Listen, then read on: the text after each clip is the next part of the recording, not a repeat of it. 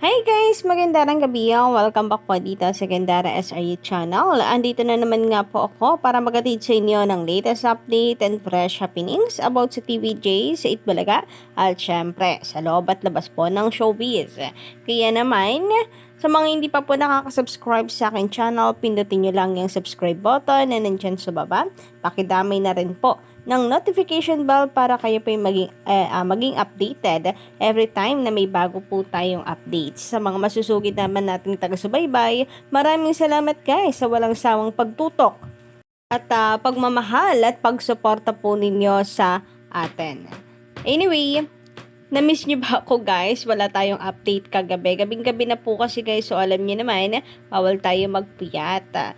Well, ngayon nga po ang mainit nating update para sa gabing ito ay pumapatungkol po sa advertisers ng TVJ sapagkat matapos nga pong mabalita ito pong paglipat ng showtime sa GMA7, marami na po ang mga nagyayabang ngayon na mga panatiko po ng showtime. Minamaliit at kanila pong tinatrash talk ang TVJ, ang Itbulaga po sa TV5 kasi mukhang meron daw pong pupulutin sa basurahan at sa kangkungan dahil ang showtime na daw ang makabago mga ka-legit tarikads na variety show na tinatangkilik ngayon ng mga Pilipino. So, totoo naman daw na ang legacy ng TVJ ay hindi mawawala ang Itbulaga pero sana tanggapin daw ang katotohanan na ang tawag dito taste.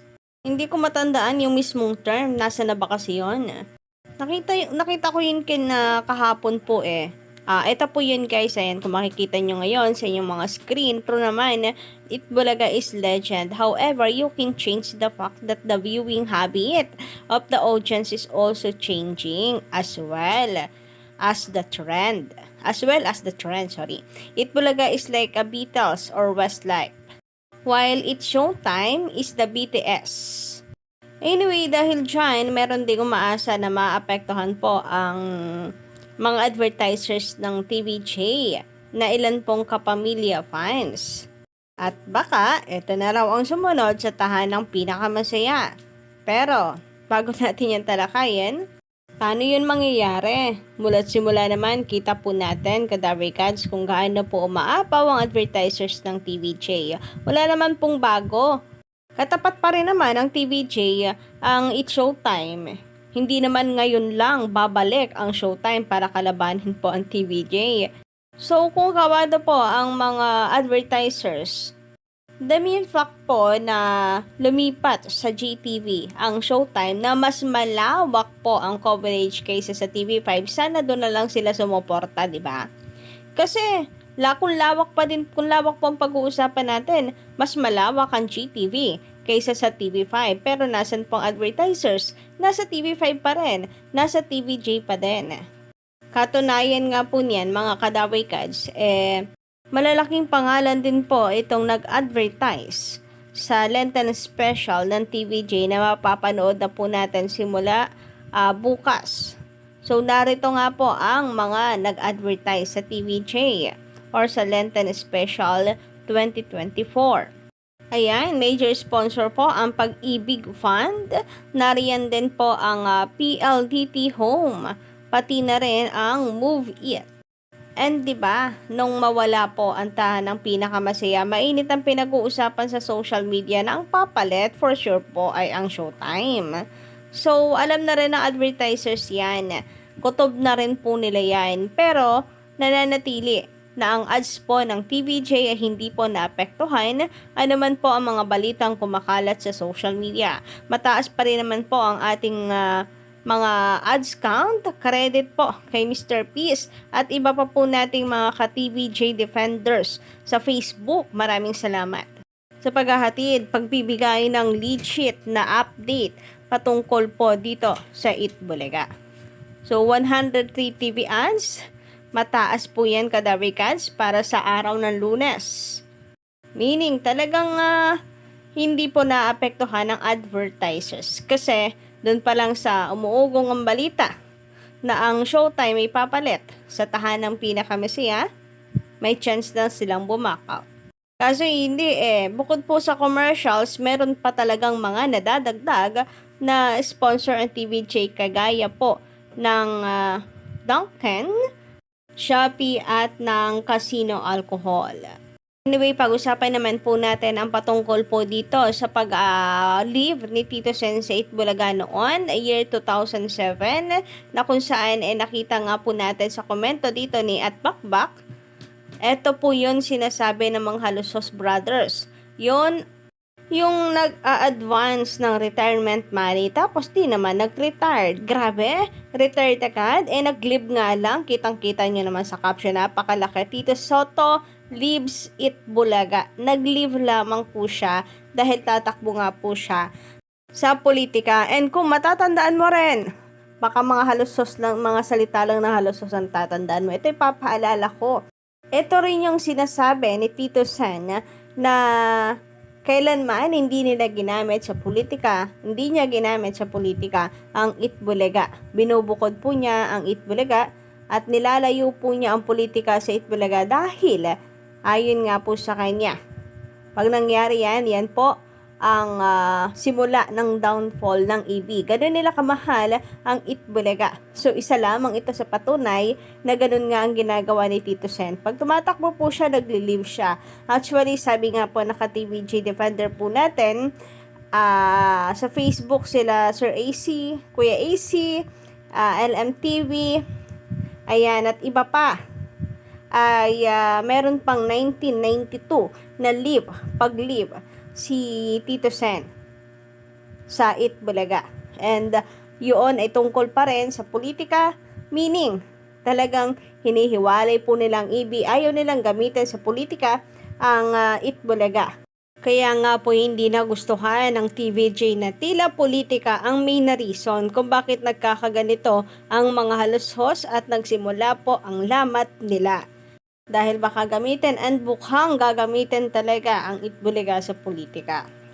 Anyway, sabi dito ni Fane Munoz, magandang gabi sa inyo. Shout out, Ma'am Fane or Sir, pati po sa iyong pamilya. Sabi niya dito, ano pang ikakatakot ng Itbulaga? Dati na nilang kalaban ng Showtime. Totoo nga naman yan. Yan din ang sinabi ni Tito Sen na lagi naman sila naman talaga magkatapat. Anong bago doon? Wala naman, di ba?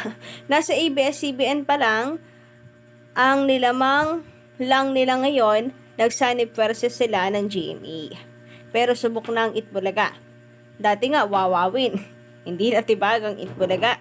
Kalakasan ni Willie nun ha sa ABS-CBN. Hindi isang vice ganda lang ang titibag sa Itbulaga. And I hoping guys na itong si Vice hindi po magpadala sa sulsol para i-disrespect po ang TVJ.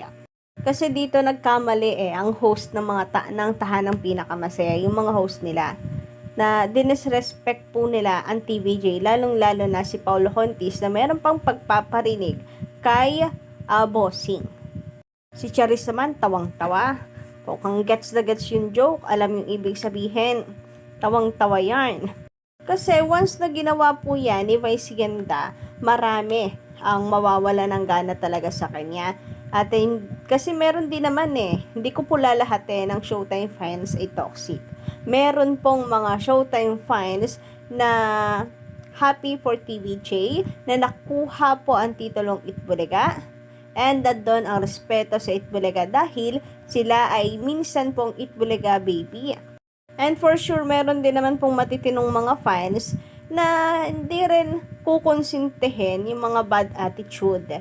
Lalo na, kaya kapag ginawa yan ni Vice, nako for sure, magsisimula po ang downfall talaga nila kapag dinisrespect po nila ang TVJ. So ngayon kasi na nasa GMA sila, mukhang magiging mahigpit po talaga ang labanan. Anyway, sabi naman dito ni Joey Me, magandang gabi po sa inyo, sir. Shout out at sa buong mong pamilya. Totoo yan, sinasakop na sila ng ABS-CBN. Inuunti-unti lang nila. Una yung mga star. Ngayon naman mga palabas na nila. Sa susunod, lahat ng star nila nandyan na. Obvious naman yan. Di na ako nanonood sa GMA simula nang umalis ang TVJ. Ang masaklap po nito, sabi ko nga, sandamakmak po kasi ang artist ngayon ng GMA7. Marami pong bago na kailangan pagpupusan po ng GMA Network. So, paano po yun? Baka matabunan ng mga ABS-CBN star ang kanilang artist, masapawan, and baka yung mga rising starlet pa nila ay lalo pong maudlot ang career nila. Anyway, sabi naman po dito ni Miss Mendoza, Jovi, magandang gabi po sa inyo, sir. Ayan, lagi akong ma'am ng ma'am, pero sir pala kayo.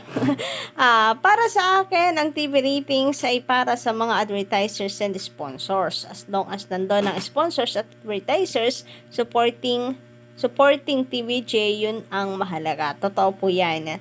Yan po ang bumubuhay sa programa. So, as long as marami pong nakasuporta sa TVJ na mga advertisers, kagaya na lamang po ng Pure Gold na very loyal sa TVJ, hindi po mawawala ang Itbulaga.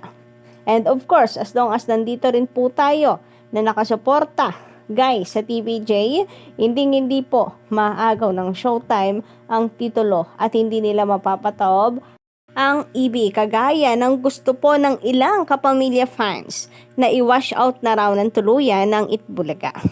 So, yun lang po muna ng ating update para po sa gabing ito. Don't forget to click the subscribe button and notification bell for more updates. Salamat!